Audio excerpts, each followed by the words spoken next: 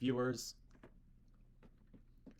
What's up, YouTube viewers? This is Franklin from Fate of the Union, and today I wanted to go over this video you see here. It's from PragerU, but it's an excerpt from uh, Congress's questioning of certain higher ups at Google's, and I think that it's interesting to see not only, again, what they say about people outside of their bubble, but more specifically how they respond to pushback on some of the conclusions that they've made.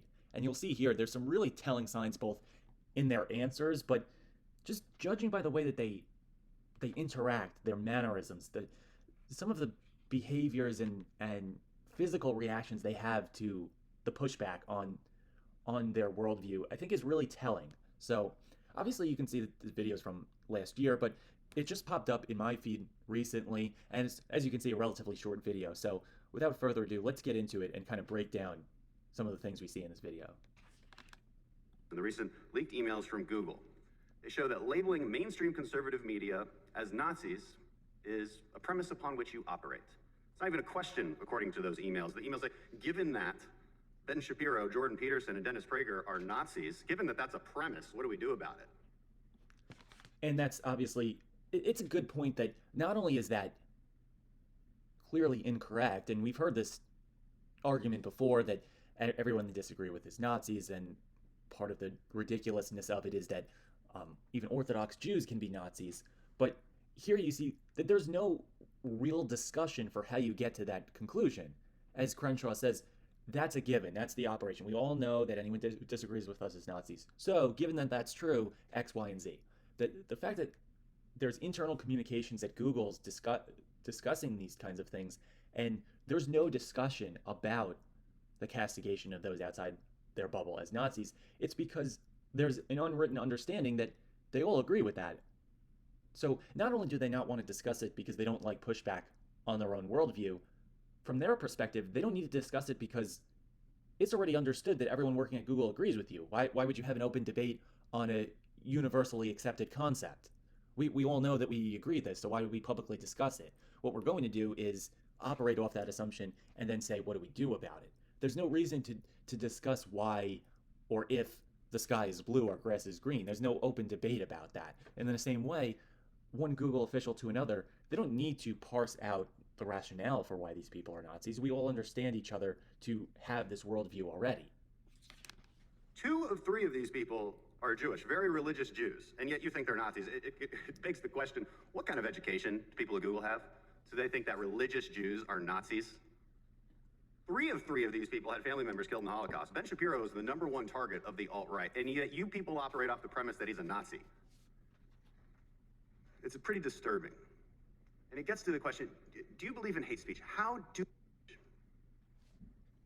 Congressman, yes. So hate speech, again, as updated in our guidelines now, extends to... This may seem like a small thing, but just look at the mannerisms of this guy. He's slumped over, his hands and his arms are inverted towards his stomach, inside of his body. He's not being overly demonstrative. It just shows someone who's not really confident in what they're about to say. He seems overly timid. He really is going to address this as a matter of the kind of your truth kind of perspective, because then hopefully there won't be any more pushback on him.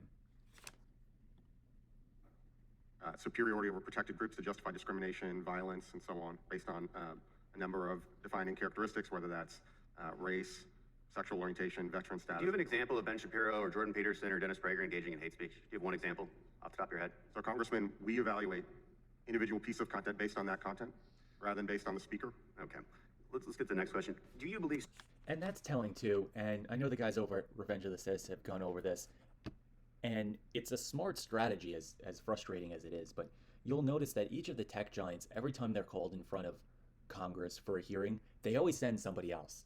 Because then, just as a matter of logistics and a matter of procedure, they can't be tied too much to somebody else's testimony because, well, I wasn't here, I didn't get to answer those questions, so we essentially have to start over every hearing because the past record of the other representative of, say, Google or Twitter or what have you, we can't hold you too much to them because, of course, you have a different role in the company. You're a different person. You make different decisions. It's a frustratingly smart strategy just internally at these tech giants because, again, you're limiting the amount of progress in questioning that Congress people like Dan Crenshaw can make because you're starting with a mostly blank slate each time.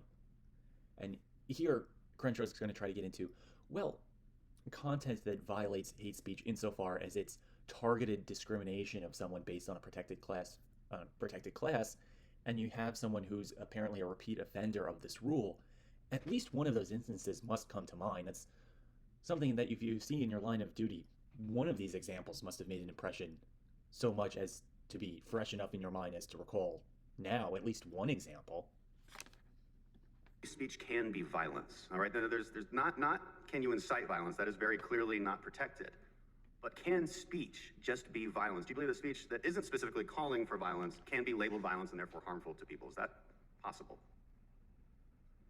Congressman, I'm not sure I fully understand the distinction you're drawing. Certainly, again, incitement to violence or things that are encouraging dangerous behavior, those are things that would be against our policies.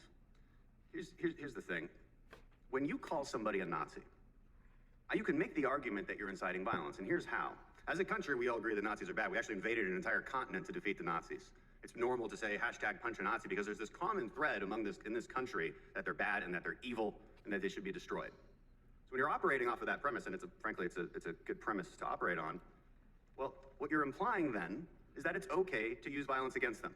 When you label them, when one of the most powerful social media companies in the world labels people as Nazis, you can make the argument that's inciting violence. What you're doing is wholly irresponsible. And just at the end there, I think that I disagree a little bit with where Crenshaw was going because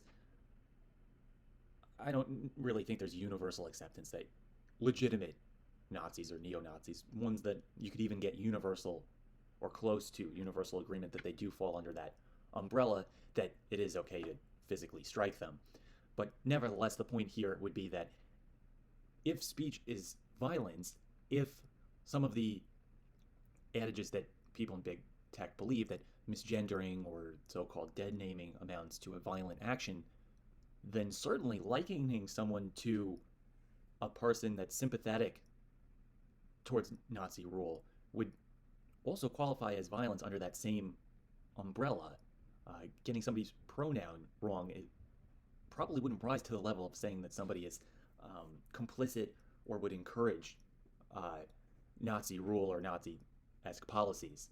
But in the end, you see that big tech, and specifically the representative here, I don't think really has an answer. And I think the goal is to not have an answer, actually. And that's part of the reason why a different representative from these companies is brought every time, because it's, again, limiting the progress that you can make, but it's also limiting the amount of admissions on behalf of the company that can be put on the record. Because at the end of the day, these companies don't want to be seen as a publisher. They don't want to be seen as making editorial decisions, because that could conceivably open them up to liability for the republishing of defamation or of doxing or things like that, because they are, with that admission, making publishing decisions and impliedly demonstrating that anything on their platforms is something that they've reviewed, approved of, and have made the determination that it should be public.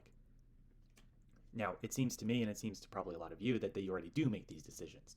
But nevertheless, where it currently stands is that they have not been legally designated as a publisher. So they want to do everything in their power to limit the amount of statements on the record that could be construed and used as evidence to deem them to be publishers in the future. So let me know what you think in the comments. Like, share, subscribe, all that good stuff. We have a new episode of Fate of the Union over at Apple and Spotify, going over the nomination, the ongoing process for ACB, as well as a breakdown of the final presidential debate heading into Election Day.